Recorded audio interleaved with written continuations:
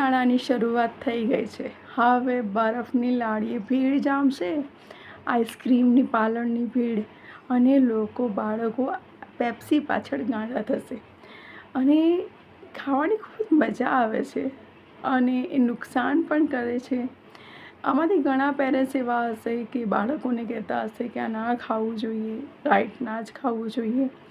પણ જ્યારે તમારા બાળકોને કંટ્રોલ કરાવશો, એને બિલકુલ બંધ કરાવશો, એને ક્યારેય નહીં ખાવા દો, તો એ બનશે કે જ્યારે આપણે કોઈ વસ્તુને કંટ્રોલ કરીએ કે આ વસ્તુ મારે નથી જ ખાવાની કે આ તમારે નથી જ ખાવાની, તો તમે મનમાં એની ક્રેવિંગ વધુ થશે, તમને એ ખાવાની વધુ ઈચ્છા થશે.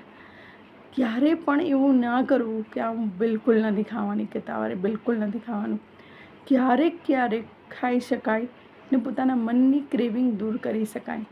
તમે તમારા બાળકોને જો એની આદત નથી જ પાડવા માંગતા, તો એને છુપી રીતે ના ખાવા દો. કારણ કે જો તમે એને સ્ટ્રિક્ટલી કહેશો કે નથી જ ખાવાનું, મનમાં ક્રેવિંગ હશે, તો ક્રેવિંગ પૂરી કરવા પણ, એની ઈચ્છા પૂરી કરવા પણ એ છુપી રીતે પણ જરૂર ખાશે, તમને જણાવે નહીં.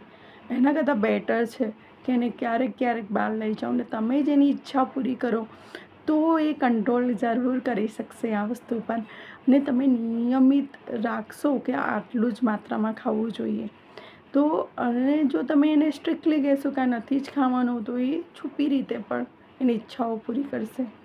માટે સ્ટ્રિક્ટ બહુ ના બનો અને પોતાની જાતને એકવાર મનમાં પૂછો કે તમે બાળપણમાં આ કેટલું ખાધું છે. આઈસ્ક્રીમ નથી ખાધી, પેપ્સી નથી ખાધી કે બરફના ગોળા પાછળ ગાંડા નહોતા.